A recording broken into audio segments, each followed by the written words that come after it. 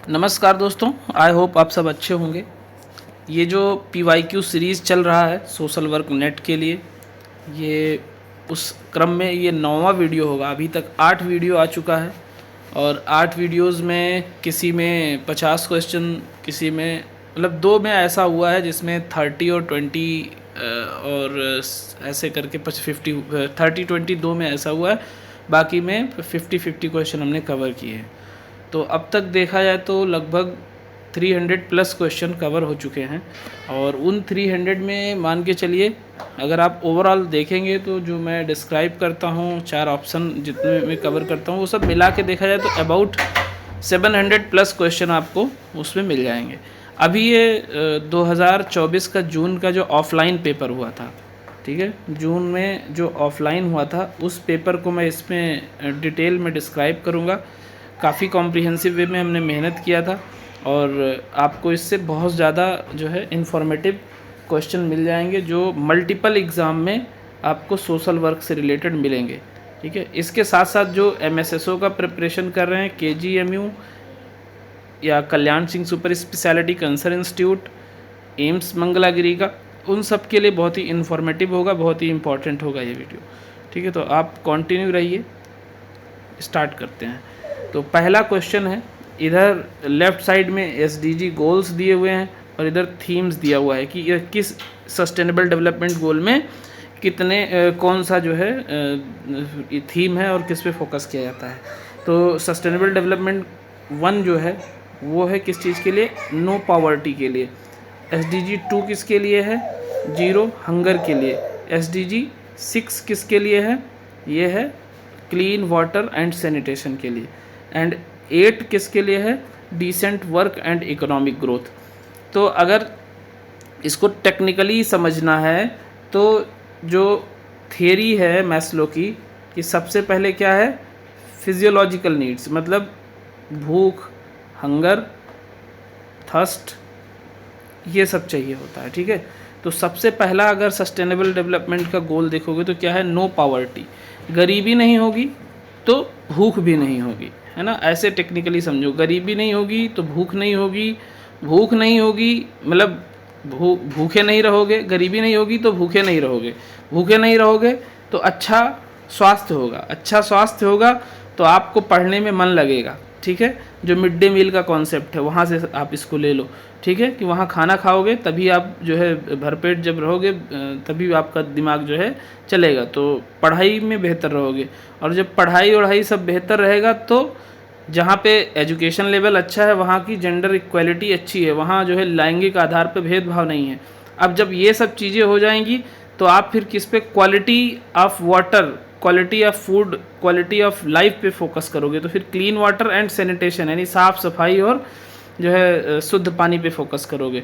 और ये हो जाएगा तो फिर अफोर्डेबल एनर्जी पे फोकस करोगे। देखो सबसे पहले क्या आता था, डीजल पे गाड़ियाँ चलती थी, पेट्रोल पे चलती थी, फिर LPG पे चलने लग गई, फिर CNG पे चलने लग गई, अब किस पे चलने लग गए हैं, इलेक्ट्रिकल एनर्जी पे चलने लग गई हैं, धीरे धीरे हाइड्रोजन एनर्जी की भी बात चल रही है।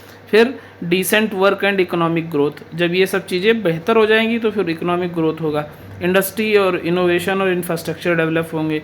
फिर रिड्यूस्ड इनइक्वालिटीज़, जब ये सब बेहतर होगा तो जो असमानता है वो घटेगी।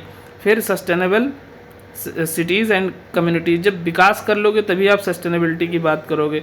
रिस्पॉन्सिबल कंजम्पशन एंड प्रोडक्शन, और जब ये सब चीज़ें हो जाएगी तो आप जो कंजम्पशन कर रहे हो ओवर कंजम्पशन नहीं करोगे, अपने भविष्य के लोगों के लिए बचा के रखोगे। फिर क्लाइमेट की बात करोगे, यानी जब आप जो अंडर डेवलपिंग कंट्रीज है वो क्लाइमेट डेवलपमेंट की बात नहीं करते, वो कहते हैं पहले अपना विकास हो फिर बाद में देखा जाएगा जलवायु का। उसके बाद में life below water, then life on land, then peace and justice, and in last partnership for the goals. तो ये जो 17 है इसमें टॉप 6 और 8 बहुत ही ज़्यादा इम्पॉर्टेंट है। ठीक है, तो ये आप याद कर लो, इससे हर एग्ज़ाम में क्वेश्चन आते ही आते हैं। आप चाहे उठा के क्वेश्चन का पेपर देख लो। A famous article on the management theory of jungle is written by, तो जंगल के उस पर एक थ्योरी थी जिसको हार्नोल्ड कूंज ने लिखा था, ये है management theory jungle. The variety of approaches to management analysis, the amount of research and the great number of differing views have resulted in much confusion as to what management is, what management theory and science is, and how managerial events should be analyzed. As a matter of fact, Harold Kunz many years ago called this situation the management theory जंगल, यानी जंगल में देखा जाए तो अब इसको otherwise मत लेना, और रामचंद्र जी को जब आप देखोगे, ठीक है, ये एक अलग व्यू दे रहा हूँ आप लोगों को, इसको अदरवाइज मत लेना, इस पर जो है बहुत ही मेजर व्यू दे रहा हूँ। जब ये वनवास जाते हैं तो एक राजा के रूप में नहीं, एक जो है सामान्य इंसान के रूप में वहाँ रहते हैं, और मिनिमम रिसोर्सेज में चाहते तो बहुत बड़ा एक कॉल करते या एक संदेश भेजते और सारी व्यवस्था उपलब्ध हो जाती। इन्होंने मिनिमम रिसोर्स में मैक्सिमम यूटिलाइजेशन किया, ठीक है। अब कैसे किया इन्होंने, अब आप लोग गॉड की तरीके से मत देखो, जो जंगल में रहते हैं वो जंगल की बारीकियों को समझते हैं, ठीक है। तो इन्होंने जो है वहाँ के जो ट्राइब्स थे, अब आप उनको चाहे हनुमान जी बोलो चाहे बनमानुस बोलो, जो भी बोलो, तो वो जो ट्राइब्स थे वो they are much aware about the consequences and pros in jungle, ठीक है। वो ज़्यादा बारीकी से समझते थे कि कहाँ जाना है कहाँ नहीं जाना है, किन किन रास्तों को अपनाना है। तो उनसे इन्होंने दोस्ती किया और उनका हेल्प लेके कितना बेहतर मैनेजमेंट किया और इतने बड़े युद्ध को जीता, ठीक है। तो ये जो मैनेजमेंट थ्योरी है, जंगल थ्योरी, ये याद रख सकते हो इस थ्योरी से भी। नेक्स्ट क्वेश्चन है prejudicing ideologies. Sexism, sexism means prejudice और discrimination on the ground of sex. जैसे हम स्टीरियोटाइप हो जाते हैं फीमेल को लेके कि फीमेल है तो ये सेट ऑफ पैटर्न है, इसी पे काम करेगी, इनको घर में ही रहना ठीक है, इनके लिए खाना बनाना ही ठीक है, बाकी और चीज़ नहीं कर सकती, आर्मी में नहीं जा सकती, तो एक स्टीरियोटाइप है। तो ये sexism on the behalf of sex, हम अगर कोई डिस्क्रिमिनेशन करते हैं। एबलिज्म, एबलिज्म मतलब योग्यता, discrimination in favour of able bodied. अगर बहुत हैवी बॉडी का है तो आपको लगेगा कि अरे ये बहुत ताकतवर होगा, इससे तो कोई नहीं जीत सकता। एंड क्लासिज्म, क्लासिज्म मतलब based in the liberal ideology and implies prejudice with reference to socio economic class. And ethnocentrism, ethnocentrism जो हमने आपको कई बार डिस्क्राइब किया, making judgements about other ethnic groups in terms of one's own cultural assumption. यानी कोई suppose करो, सबसे ज़्यादा जो दिल्ली में यूज़ होता है, इसको भी मतलब क्षेत्रवाद की तौर पे यूज़ करते हैं, गाली के तौर पे बिहारी बोलते हैं। मतलब वहाँ ऐसे बोलते हैं अबे बिहारी है क्या, मतलब वहाँ बिहारी होना, वहाँ के जो लड़के हैं छपरी टाइप के, जिनको तमीज़ नहीं है, जिनको कुछ भी नहीं आता, इन जनरल मैं बात नहीं कर रहा हूँ, कुछ ऐसे होते हैं जो बदतमीज़ी करते हैं, बट उनको जो है ऐसा लगता है कि अगर कोई बिहार का है, इवन जो बिहार के वहाँ रह रहे हैं, जो छपरी टाइप के बच्चे हैं 18 साल 17 साल 16 साल वाले, जो ना पढ़ रहे हैं ना लिख रहे हैं, 8वीं 10वीं तक किसी तरीके से पढ़ लिया, 8-10 हज़ार रुपये 12 हज़ार रुपये पे काम कर रहे हैं, तो वहाँ वो आपस में ऐसे जो है यूज़ करते हैं किसी को चिढ़ाने के लिए, किसी को नीचा दिखाने के लिए।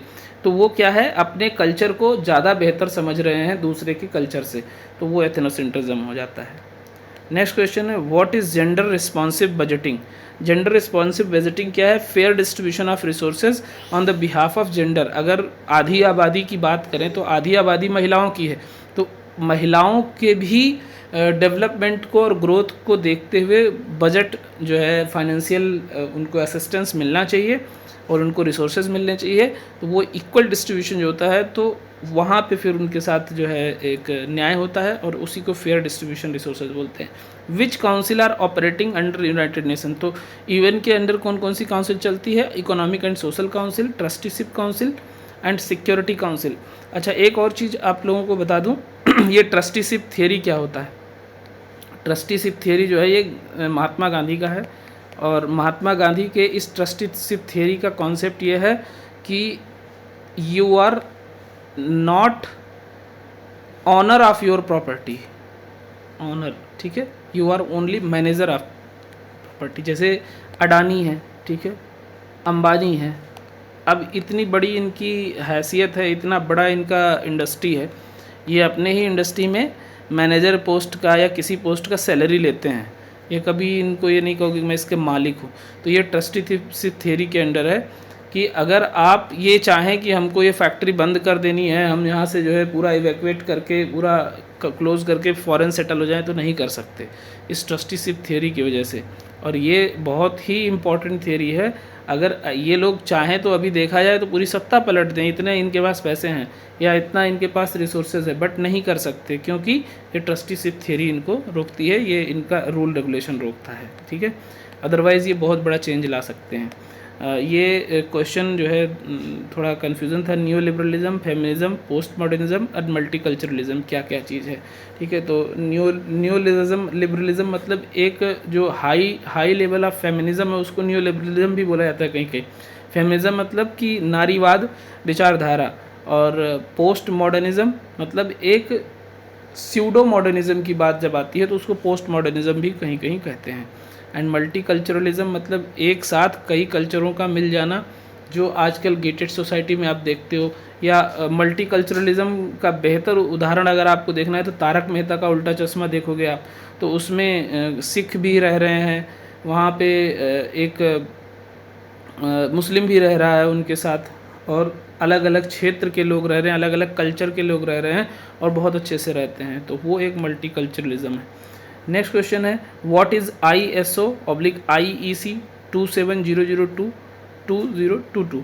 तो ये है provides guidance for information security control. तो ये सिक्योरिटी कंट्रोल के लिए ये कोड यूज़ होता है और ये एक सर्टिफिकेट प्रोवाइड करता है, सर्टिफिकेशन है। 2022 93 कंट्रोल्स थे इसमें, और 2013 में 114 कंट्रोल्स हो गए। According to ISO/IEC 27002-2022 information relating to information security threats should be collected and analyzed to produce threat intelligence. Next question है Berlow's model communication, Schramm's model communication, Shannon and Weber model communication and Legan's model of communication। तो communication के अलग अलग model हैं और इनका कब कब मॉडल जो है इंट्रोड्यूस हुआ है। तो बर्लोज मॉडल जो इंट्रोड्यूस हुआ है वो 1960 में हुआ है। स्क्रैम्स मॉडल ऑफ कम्युनिकेशन ये 1964 में हुआ है। Shannon and Weaver's model of communication ये 1949 में हुआ। And Leagans model of communication 1961 में हुआ है। अब इसको अरेंज करना था। Arrange the 5 stages of prejudice given by Gordon Allport from stage 1 to stage 5। ये प्रेजुडाइस का स्टेज है अलग अलग, ठीक है। तो इस स्टेज को अरेंज करना है। तो सबसे पहले डी, फिर सी, फिर बी, फिर ई, फिर ये। डी क्या है? एंटी लोक्यूशन, फिर है अवॉइडेंस, फिर है डिस्क्रिमिनेशन, फिर है फिजिकल अटैक, देन है एक्सटर्मिनेशन। तो ये एक पिक्चर के थ्रू हमने दिखाने की कोशिश किया है। एंटी लोक्यूशन क्या होता है? Verbal abuse using derogatory language, name calling and stereotyping, इसको एंटी लोक्यूशन बोलते हैं।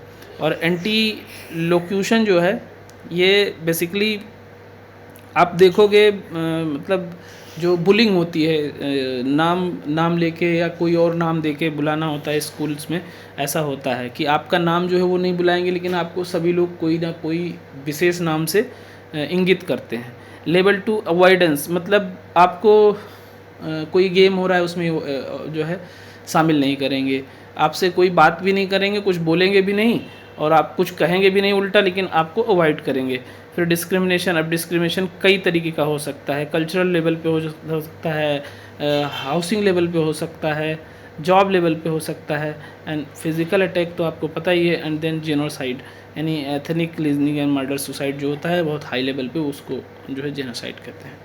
नेक्स्ट क्वेश्चन है the first edition of encyclopedia of social work in India was published in 1968। तो 1968 में जो इंसाइक्लोपीडिया ऑफ सोशल वर्क है वो ministry of social welfare government of India ने, पहले ministry of social justice and empowerment का नाम मिनिस्ट्री ऑफ सोशल वेलफेयर था, तो इसने पब्लिश किया था।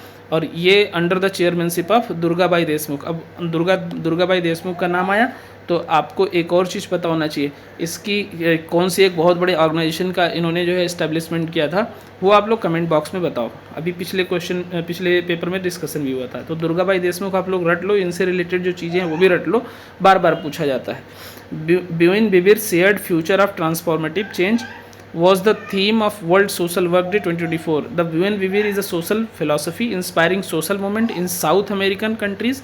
It is not related to, तो किससे रिलेटेड नहीं है ये, एन अल्टरनेटिव कैपिटलिस्ट से मॉडल नहीं है, बाकी harmony between people, harmony between people and nature and environment lead development, मतलब सोशल और एनवायरमेंटल जो है कंडीशन को मेंटेन करने के लिए इनका थीम जो है बेस था, और ये इनकी थीम था shared future for transformative change. Next question है the initiative gender inclusive communication was undertaken first within the, तो जो जेंडर इंक्लूसिव कम्युनिकेशन का मतलब ये हुआ, आप लोग देखते होंगे कि जब मैं भी कभी कभी यूज़ करता हूँ तो ही ऑब्लिक सी यूज़ करता हूँ ना, हिम ऑब्लिक हर यूज़ करता हूँ, तो ये एक जेंडर सेंसिटिविटी है।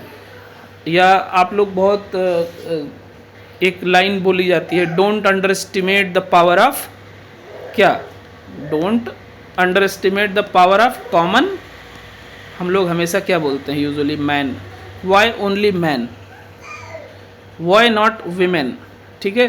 तो इसीलिए आपको किसी भी जेंडर को स्पेशल नहीं बोलना है, सीधे बोलना है don't underestimate the power of common individual बोल दो, कॉमन पीपल बोल दो, ठीक है। तो इस तरीके के जो टर्म्स यूज़ होने लग गए हैं उसी को जेंडर इंक्लूसिव कम्युनिकेशन बोलते हैं। और इस जेंडर इंक्लूसिव कम्युनिकेशन का एक पूरा गाइड बुक बना है जो लबासना यानी Lal Bahadur Shastri national academy of administration, इसके साथ में, मतलब ये under the government of women and child development, ministry of women and child development के अंडर गाइडेंस में लाल बहादुर शास्त्री ने एक पूरी बुक डेवलप की है। और Lal Bahadur Shastri national academy of administration आप लोगों को पता होना चाहिए, आईएएस ऑफिसर्स और आईपीएस ऑफिसर की, आईपीएस ऑफिसर, आईएएस ऑफिसर और आईएफएस ऑफिसर, इन सब की ट्रेनिंग यहीं होती है। ये कहाँ है? उत्तराखंड में, देहरादून में, तो सॉरी मसूरी में।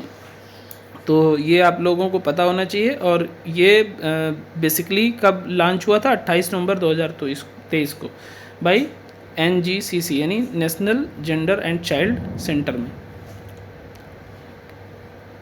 SDG 5 का जेंडर इंक्लूसिव जो गोल है वो 2030 ही है SDG 5 का, तो ये भी याद रखो आप, SDG पे पूछ सकते हैं। The ideology of professional social work in India has focus on, तो प्रोफेशनल सोशल वर्क का आइडियोलॉजी किस पे फोकस्ड है? Individuals, families and communities and freedom and duties as goal. Next question है which 3 factor by and large are consider determinants of attribution theory of behaviour, यानी इसमें यह पूछा गया है कि कोई भी एक जो एक्सेप्टेड बिहेवियर है सोसाइटी में उसके एट्रीब्यूशन क्या होने चाहिए, ठीक है। तो ये इसका होगा डिस्टिंक्टिवनेस यानी विशिष्टता होनी चाहिए, कॉन्सेंसस होना चाहिए, कॉन्सेंसस मतलब सहमति होनी चाहिए, ऐसा नहीं कि कोई ऐसा बिहेवियर आप कर रहे हो जो सोसाइटी में उसकी सहमति ही नहीं है, एंड कंसिस्टेंसी यानी उसकी सातत्यता होनी चाहिए। तो A, C और E, ये 3 ऑप्शन हो जाएंगे। नेक्स्ट क्वेश्चन है सस्टेनेबल डेवलपमेंट गोल 16.3 प्रमोट, तो क्या प्रमोट करता है? Rule of law and ensure access to justice. तो हमेशा ध्यान रखना है कि SDG 16 याद रखो, 16 किसके लिए है? रूल रेगुलेशन को मेंटेन करने के लिए, ठीक है। तो उसी से आपका जो पॉइंट 3 है उसी में rule of law and ensure access to justice है। अब इसमें आप देख सकते हो हमने टारगेट का दिया हुआ है 16.3 promote the rule of law and ensure equal access to justice, यानी सभी लोगों तक न्याय की पहुंच। Socialist economy is based upon, तो सोशलिस्ट इकोनॉमी किस पे बेस्ड है? समाजवाद किस, समाज कल्याण किस पे बेस्ड है? Public ownership and social welfare पे। Who identified the 3 approaches, that is specific content approach, general content approach and process approach। इसको याद करने का बहुत बेहतर तरीका है, कभी कभी इसमें कंफ्यूज करने के लिए 4 ऑप्शन दे देते हैं और पूछ लेते हैं कि इसमें कौन सा नहीं है। तो जो स्पेसिफिक है उसका उल्टा क्या हो जाएगा? जनरल हो जाएगा, ठीक है। और स्पेसिफिक और जनरल के बीच में कोई भी क्या होगी? प्रोसेस होगी, प्रक्रिया होगी स्पेसिफिक से जनरल तक पहुंचने के लिए। तो ऐसे याद रखो, ठीक है। स्पेसिफिक का उल्टा जनरल, और जनरल और स्पेसिफिक के बीच की कुछ प्रक्रिया होगी यानी प्रोसेस अप्रोच। ये किसने दिया है? MG रॉस ने दिया। नेक्स्ट क्वेश्चन है मिलान करने का, सिविल ओबीडियंस मूवमेंट क्या हुआ, कब हुआ? यानी सविनय अवज्ञा आंदोलन किसने किया? महात्मा गांधी ने। उसके बाद में शुद्धि मूवमेंट किसने चलाया? दयानंद सरस्वती ने, यानी जो, हाँ, दयानंद सरस्वती का है। भूदान आंदोलन जो मतलब लैंड्स का डिस्ट्रीब्यूशन कर दिया गया। जो बहुत बड़े लैंड मतलब क्या बोलते हैं ज़मींदार थे, उनसे प्रॉपर्टी लेके उनकी जो नाजायज़ संपत्ति या कब्जे की संपत्ति थी उसको लेके बराबर बराबर बांट दिया गया लोगों में। तो ये विनोबा भावे ने ये आंदोलन चलाया था। उसके बाद में सतनामी आंदोलन घासीदास ने चलाया था। नेक्स्ट क्वेश्चन है, which of the following process were identified by Toseland and Rivas as essential in understanding the group functioning. तो ग्रुप फंक्शनिंग को अंडरस्टैंड करने के लिए communication and interaction patterns, group cohesion और ग्रुप कल्चर। किसी भी group को डेवलप करने के लिए ये तीन चीज़ें बहुत इंपॉर्टेंट है, कम्युनिकेशन, कोहेशन एंड कल्चर। और इसके साथ साथ क्या है, social integration and influence. Next question है, प्रधानमंत्री श्रम योगी मानधन योजना PMSYM scheme is to ensure old age protection for, किसके लिए, अनऑर्गेनाइज्ड वर्कर्स के लिए है। एंट्री एज क्या होगी, 18 से 40। मंथली इनकम कितना होना चाहिए, 15,000 से कम है तो एलिजिबल है। एंड वर्कर का कंट्रीब्यूशन कितना है, 100 रुपये पर मंथ है। 2019 फरवरी में लॉन्च हुआ था। और ये आफ्टर 60 ईयर पेंशन कितना मिलेगा, 3,000 पर मंथ। तो प्रधानमंत्री श्रम योगी मानधन योजना 3,000 रुपये आफ्टर 60 ईयर मिलेगा। 18 से 40 की उम्र में इसमें आप जो है इन्वॉल्व हो सकते हो, रजिस्ट्रेशन कर सकते हो। 15,000 से जिनका इनकम कम है उन्हीं के लिए है, और 100 रुपये पर मंथ उनको देना पड़ेगा। तो बहुत अच्छी एक योजना है ये। Arrange the following steps, procedure use for selecting a systematic sample in ascending order. तो सबसे पहले क्या होगा, prepare a list of all the elements in the study population. ये बेसिकली रिसर्च की प्रोसेस है। उसके बाद में सैंपल साइज आप डिसाइड करोगे। देन इंटरवल क्या है, determine the width of interval क्या है वो देखोगे। Then using SRS select an element from the first interval and then select the same order element from each subsequent interval. Understanding consciousness is definitely the goal of. Consciousness क्या होता है, empirical investigation, theoretical investigation and experimental या experiential school of investigation. तो ये consciousness यानी चेतना, चेतना इन सभी चीज़ों से आती है। अनुभविक अन्वेषण, सैद्धांतिक अन्वेषण, अनुभवजन्य अन्वेषण की विचारधारा से। इसका डेफिनेशन देख लो, consciousness is the awareness of one's thoughts, feelings, perception and surroundings of any given moment. तो जो हम बात करते हैं स्पिरिचुअलिटी की ना, स्पिरिचुअलिटी ऐसे ही आती है जब आप अपने को जानने की कोशिश करते हो, अपने अनुभव को, अपने थॉट को कई अलग अलग डोमेन पे, कई अलग अलग जो है पॉइंट्स पे जाके उसको एसेस करते हो, और फिर जब सही गलत का निर्णय करते हो, तो उसी प्रोसेस को स्पिरिचुअलिटी कहते हैं। Arrange the following steps in ascending order of change agent system in ecology of ecological social work. तो जहाँ भी इकोलॉजिकल सोशल वर्क आ जाएगा ना, वहाँ पे एक सिस्टम की तरीके से काम करेगा। 2-3 चीज़ें ध्यान रखना है। Identify of target system which is causing affecting the problem situation the system which needs to change. Decision making on the goals of change in collaboration with the client system, यानी इसको action system, target system, action system, goal system, identification of problem और client system, इतने चीज़ों पे ध्यान देना है। तो इसका आंसर CEABD हो जाएगा। ठीक है, तो सबसे पहले क्या होगा, प्रॉब्लम को आइडेंटिफाई करोगे, क्लाइंट सिस्टम यानी क्लाइंट को फिर देखोगे, फिर टारगेट क्या है, उसके बाद में गोल क्या है, और देन सबसे इम्पॉर्टेंट चीज़ लास्ट में identification of the action system, क्या एक्शन लोगे उस पर। CAS इसका पूरा यही है, प्रॉब्लम, CS TS मतलब जो इसको हमने शॉर्ट फॉर्म में लिखा है, और उसके बाद में लास्ट में आएगा outcome of goals and the target. उसके बाद में ये अरेंज करना था यूनाइटेड नेशंस के जो एजेंसीज़ हैं उनका इनैक्टमेंट कब हुआ। तो ऐसे ही देख लो, universal declaration of human rights 10 दिसंबर 1948, United Nation convention on the rights of child UNCRC 20 नवंबर 1989, convention on the elimination of all forms of discrimination against women CEDAW 18 दिसंबर 1979, United Nations declaration on the rights of indigenous peoples ये 13 सितंबर 2007, United Nations victims of terrorism support portal 21 जून 2011। तो आपने देखा होगा UDHR हमने बहुत बार डिस्कस किया है, सीडा भी बहुत बार डिस्कस किया है, UNCRC डिस्कस किया है। तो इसको आप अगर जो है बार बार क्वेश्चन सॉल्व करते हो, आपके सामने आता है, तो धीरे धीरे याद हो जाता है, एक बार में चीज़ें नहीं होती हैं। क्लासिफिकेशन है इधर ग्रुप प्रोसेस है। तो ये किसका है क्लासिफिकेशन? ये टॉम डगलस का है। और इसका जो मिलान है सही वो बेसिक यानी बेसिक इंटरेक्शन है। स्ट्रक्चरल में क्या होता है? ग्रुप डेवलपमेंट, सोशल स्ट्रक्चर और सब ग्रुप फॉर्मेशन होता है। लोकोमोटिव में क्या होता है? लोकोमोटिव में डिसीजन मेकिंग होता है। एंड मोलर में formation of norms, standards and values, development of cohesion of group, pressure and climate होता है। इसका पर्पस और गोल फॉर्मेशन जो है डिसीजन मेकिंग के साथ आता है।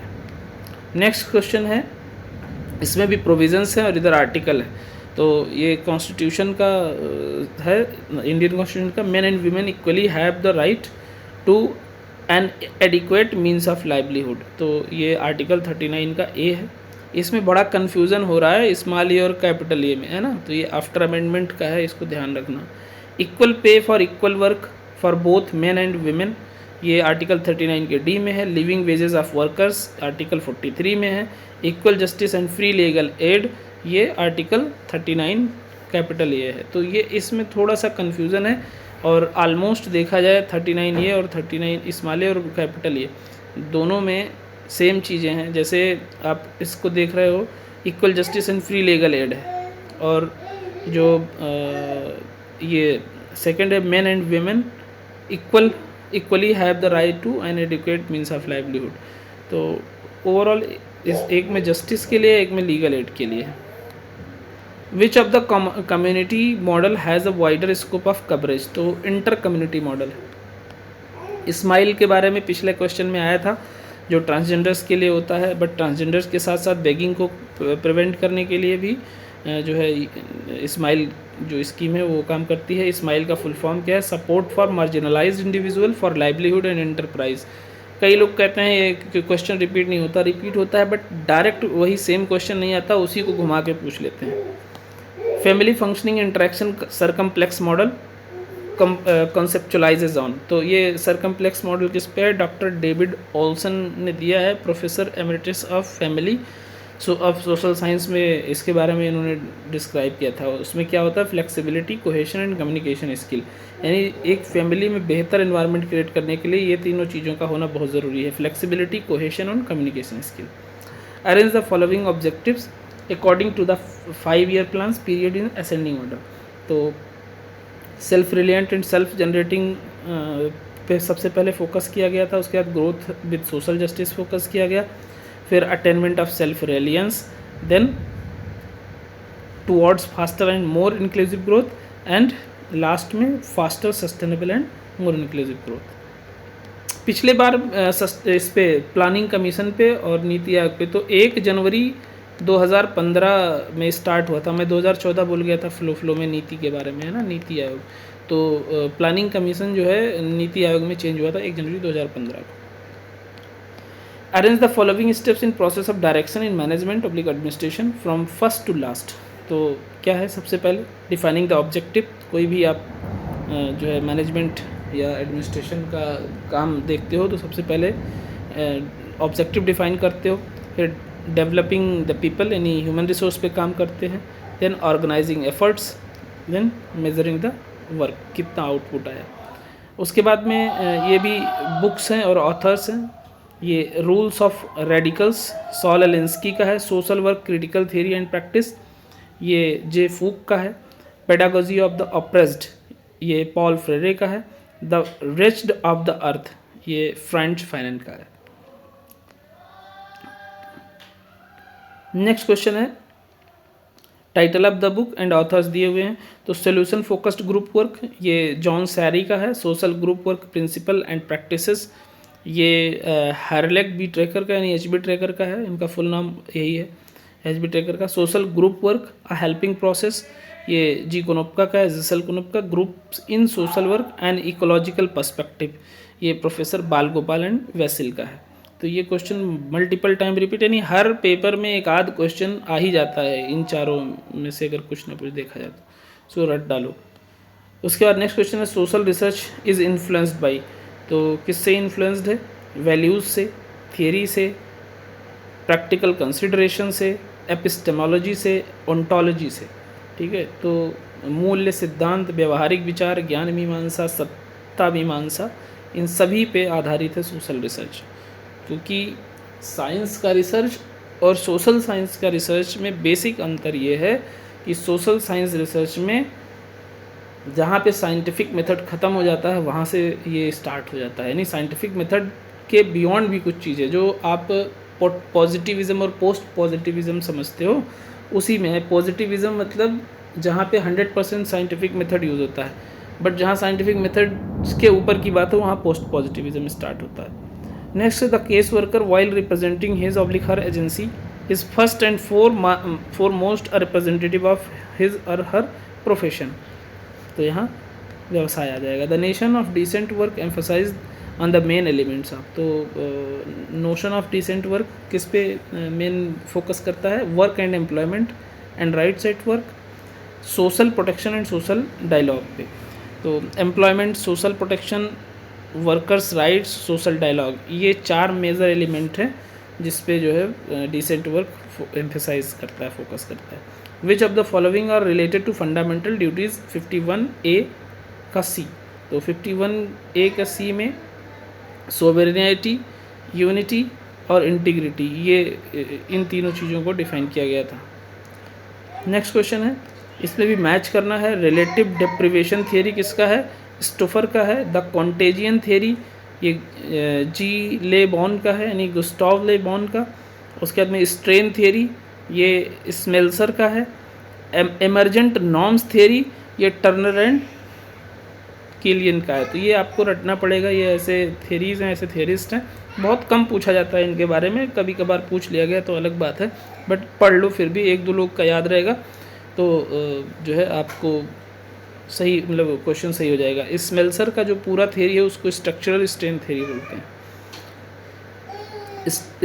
Strain theory is a sociological and criminological theory developed by R.K. Merton. तो R.K. मार्टन ने जो दिया है उसको बोलते हैं ये क्लासिकल स्ट्रेन थियरी बोलते हैं। तो क्लासिकल स्ट्रेन थियरी बेसिकली ये है कि जब कोई सिचुएशन ऐसा होता है, यानी उसका कहने का मतलब ये है कि जो क्रिमिनल्स होते हैं वो सोसाइटी बनाती है, वो कंडीशंस बनाती है। नेक्स्ट क्वेश्चन है, arrange the following labour laws on the basis of year in force in chronological order. तो इक्वल रिम्यूनरेशन एक्ट 1976 में आया था। एम्प्लॉय स्टेट इंश्योरेंस यानी ESI एक्ट आया था 1948 में। Industrial employment standing orders act 1946 में आया था। वर्क मेंस कंपनसेशन एक्ट 1923 में आया था। Contract labour regulation and abolition act 1970 में आया था। इसमें लिस्ट मैच करना है, इधर थ्योरेटिकल कॉन्सेप्ट है, इधर थियरिस्ट हैं। तो मैकेनिकल एंड ऑर्गेनिक सॉलिडारिटी ये दुर्खाइम का है। Ideal types of values max weber का है। एलिनेशन एंड सोशल क्लास ये कार्ल मार्क्स का है। Secrecy and social relationship George Simmel का है। ये याद रखना हमेशा, जहाँ पे एलिनेशन, जहाँ क्लॉस आ गया, क्लास या कॉन्फ्लिक्ट आ गया, वहाँ पे कार्ल मार्क्स ही मैक्सिमम जगहों पे होते हैं। मैकेनिकल सॉलिडारिटी का मतलब, मैकेनिकल मतलब सोसाइटी, बिलीव्स और लाइफस्टाइल, उसको मैकेनिकल बोला गया। ऑर्गेनिक बोला गया है इंटरडिपेंडेंस, मतलब अंतर्निर्भरता को ऑर्गेनिक बोला गया है। और जो सोसाइटी है, जो सोसाइटी का बिलीफ है, सोसाइटी का जो लाइफस्टाइल है, सोसाइटी का जो कल्चर है, उसको मैकेनिकल थिंग्स बोला गया है। तो मैकेनिकल एंड ऑर्गेनिक सॉलिडारिटी ये दुर्खाइम ने दिया है। विच amongst the following is not a basic condition to provide the necessary and sufficient ground for collective behavior to occur। तो ये क्वेश्चन, इस क्वेश्चन का आंसर शायद मैं लगाना भूल गया, बट इसमें जो मेरे हिसाब से होगा, निम्नलिखित में से कौन सी एक घटना घटित होने के प्रति सामूहिक व्यवहार हेतु आवश्यक एवं पर्याप्त आधार प्रदान करने की बुनियादी स्थिति दशा नहीं है। इसमें नहीं है पूछा गया है। तो unstructured strains, growth and spread and generalize belief, mobilization for action, structural conductiveness, तो इसमें अनस्ट्रक्चर्ड स्ट्रेंस नहीं होगा। बाकी ये सारी चीज़ें पॉजिटिव हैं, ये होंगी। विच amongst the following is not a case work tool, तो बिलीफ केस वर्क टूल नहीं है। बाकी लिसनिंग, ऑब्जर्वेशन, और होम विजिट, ये तीनों हम किसी भी केस को स्टडी करने के लिए यूज़ करते हैं, तीनों प्रिंसिपल, तीनों टेक्निक यूज़ करते हैं, बट बिलीफ नहीं है। Arrange the steps of neighbourhood development model from step 1 to step 5। तो नेबरहुड जो डेवलपमेंट के स्टेप्स हैं वो क्या है, BEDAC होगा। तो बी में क्या आएगा, identifying locality and entry, then identify the needs of different sections, फिर प्रोग्राम प्लानिंग, उसके बाद में resource planning, and then developing an organisational network in the community. By HY Siddiqui 1997, ये HY सिद्दीकी ने दिया था नेबरहुड डेवलपमेंट मॉडल। अब इसमें आप देख सकते हो in identification, local demarcation of the area, दूसरा है एंट्री इनटू द कम्युनिटी, तीसरा identify the needs of different sections, चौथा है प्रोग्राम प्लानिंग, पांचवा है रिसोर्स प्लानिंग, छठवां है developing an organisational network in community, and सातवां है partial withdrawal within a time frame. तो ये स्टेप्स हैं। Arrange the following provisions of the constitution on the basis of articles. तो इक्वलिटी बिफोर लॉ आर्टिकल 14 है, abolition of untouchability article 17 है, provision of traffic in human beings and force labour.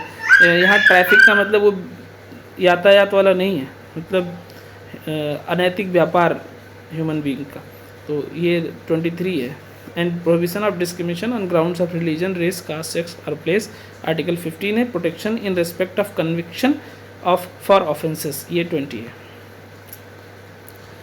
Arrange the following needs developed by Maslow. Maslow का जो needs का hierarchy है उसका सबसे पहले आएगा physiological needs, then safety needs, then sense of belonging, self esteem and self actualisation, सबसे last में। तो सबसे पहले फिजियोलॉजिकल यानी भूख, प्यास, ये सब जरूरी है, उसके बाद सेफ्टी की ज़रूरत है, ठीक है, और सबसे अंत में सेल्फ एक्चुअलाइजेशन आता है जिसको हम आत्मबोध बोलते हैं। Change the number of clients the organisation was involve with is known as, तो इसको ऑर्गेनाइजेशनल एंट्रोपी बोलते हैं। According to Stanley Vance decision making consist of the following steps, arrange the steps in progressive order. तो progressive order में इसको जो है arrange करना है। सबसे पहले परसेप्शन आएगा, उसके बाद में आएगा कंसेप्शन, फिर आएगा इन्वेस्टिगेशन, उसके बाद में आएगा promulgation and then selection and then promulgation, sorry ये यहाँ पे ई आएगा, डिलिब्रेशन आएगा बी और सी के बीच। नेक्स्ट है arrange the following characteristics of the measurement scale in ascending order. तो ये BDC ये हो जाएगा।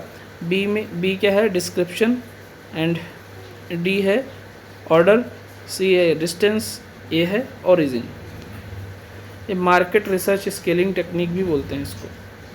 Arrange the following indexes on the basis of their year of initiation. तो ह्यूमन पॉवर्टी इंडेक्स 1997 में स्टार्ट हुआ, जेंडर डेवलपमेंट GDI 1995 में start हुआ, उसके बाद में ह्यूमन डेवलपमेंट इंडेक्स 1990 में हुआ, physical quality of life index PQLI इसको डेविड मॉरिस ने स्टार्ट किया था 1970 में, और इसको ओवरसीज़ डेवलप काउंसिल जो है पब्लिश करता है।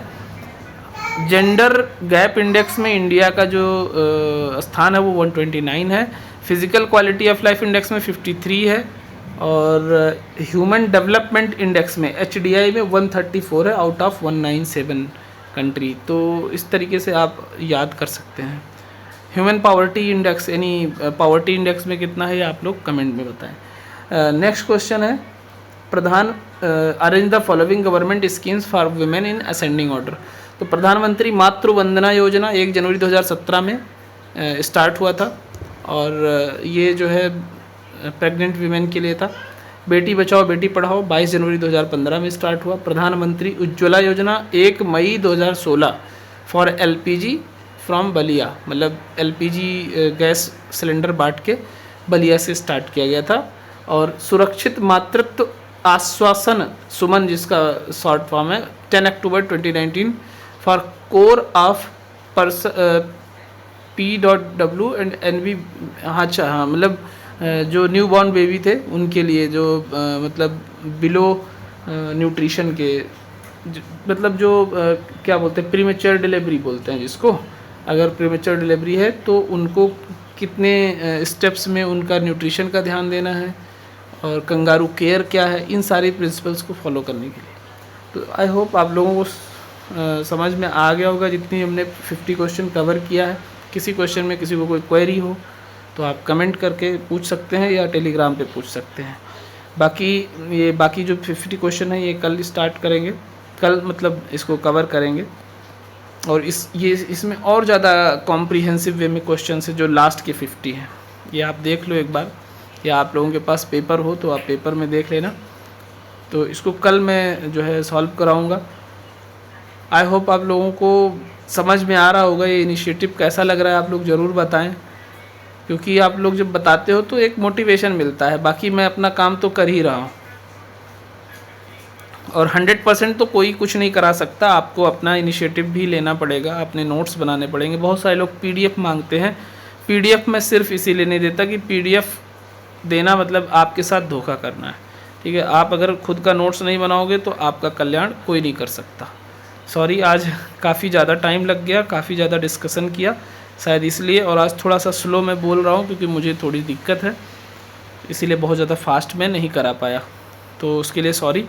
कल मैं कोशिश करूँगा इसको with in time limit complete करने के लिए, लेकिन कल के जो क्वेश्चंस है वो और ज़्यादा मतलब कॉम्प्रिहेंसिव है, बट फिर भी कोशिश करेंगे। टाइम अभी मैटर तो करता है, बट कोशिश करेंगे कि आपको ज़्यादा से ज़्यादा इजी वे में समझा पाऊँ।